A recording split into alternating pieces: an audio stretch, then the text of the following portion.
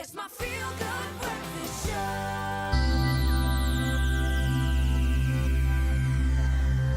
Welcome back to your Feel Good Breakfast Show. Happy Thursday. Now, earlier on this week, NASA reported that they plan to send a helicopter to Mars, which turns out isn't as simple as just strapping a chopper onto a rocket and then sending it there. Mars has a completely different atmosphere, and here to help us understand how all of this works is outreach astronomer Daniel Cunnama. Always great to have you here, man. Always great to be here, thank you. Yeah, it seems like a pretty exciting time in the world of science and exploration, space exploration. So give us an overview of exactly what this helicopter is that we're talking about. Yeah, so in 2020 they're going to send another rover to Mars. Yeah. And this time it's going to have a little drone with it. So they're calling it the Mars helicopter, but it's basically a drone. It's about 2 kgs, or just less than 2 kgs. And it's going to be able to fly up to about 3 meters high and about 100 meters away from the rover. So it can explore its sort of the local environment.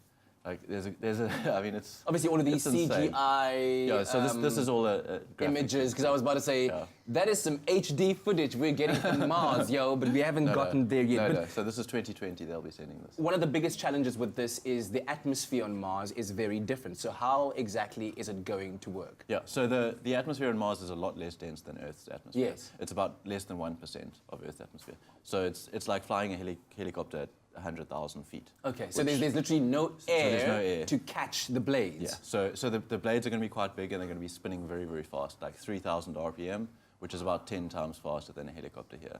And then, of course, the actual helicopter has to be very light. Super light as well. Yeah. How do they even test this? So here, having great footage again. So they've got a vacuum chamber, essentially. So they suck all the air out of a chamber, so that it's equivalent to about 1% of the Earth's atmosphere, and then they fly it up, and I mean it seems to be working really, really well. It looks very, very stable. So as you said that they're going to be sending out a new rover in 2020. So how exactly is this going to be working with the rover, and what's the core mission? Yeah. So obviously we can't communicate instantly with that helicopter. Yes. So it's going to have to work with the rover.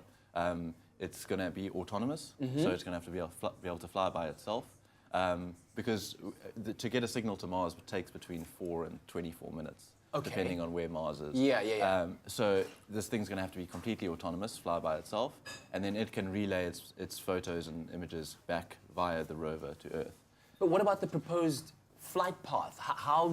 So that'll be pre-programmed, I guess, or sent in advance. But it's going to have to be able to handle things like wind and the terrain and things like that. It's going to be able to have to do it itself.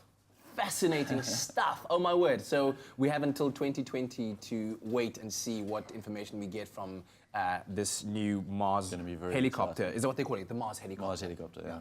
Dan, always a pleasure to have you here, man. Let us know which stories from the final frontier or out there in space exploration are grabbing your attention this morning, and share them with us, please, on our social media platforms using #ExpressoShow.